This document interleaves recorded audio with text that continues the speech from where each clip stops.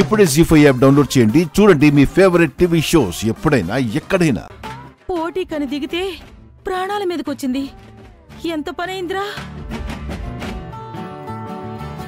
అయినా అసలు ఆ బిందు పైనుంచి ఎలా పడిందంట ఒక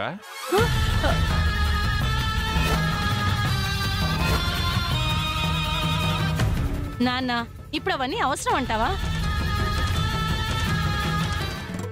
క్రాంతి, నువ్వు సూపరే.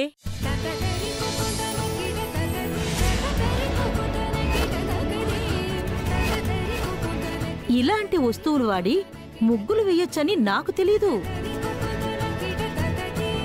కానీ నాకు లలిత ముగ్గే నచ్చింది. అత్తయ్య,